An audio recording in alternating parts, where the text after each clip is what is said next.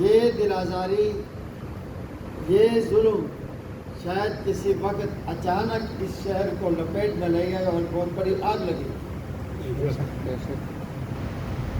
ذمہ دار ادارے، حکومت، انتظامیہ، تماشا بین ہیں، اس سے باز آئیں اور اپنی ذمہ داری پوری کریں۔ آپ کی غفلت سے یہاں بے گناہ لوگ مارے جائیں گے، شہر جل جائے گا۔ میں بار دیگر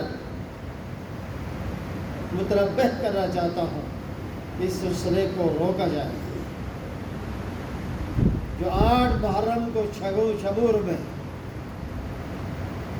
جس طرح جلال آباد نے وہاں ظلم اور بربریت کی، لشکر کشی کی، خود پولیس کی حالت اور قانون کو نافذ کرنے والے اداروں کی حالت بھی، کل میں خود شبور گویا تھا، میں نے وہاں کے حالات احوال لیا، بہت افسوس ہوا۔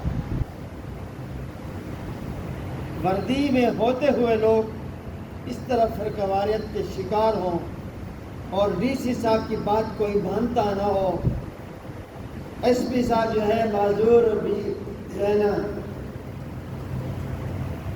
غربت کے ہاتھوں ادھر مسکین بن کے گھوم رہا ہو، تو یہ بہت افسوسناک ہے۔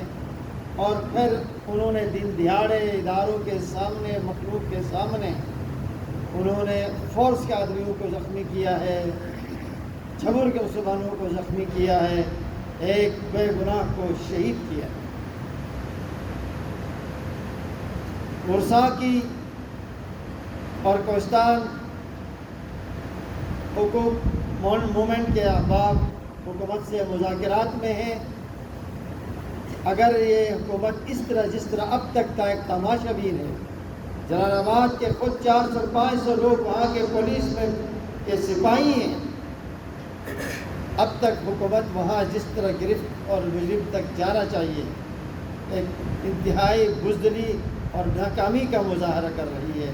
اور اپنی ذمہ داریاں پوری کریں، ورنہ آگے کے حالات بہت تلخ ہوں گے۔ اللہ رب العزت ہم سب کو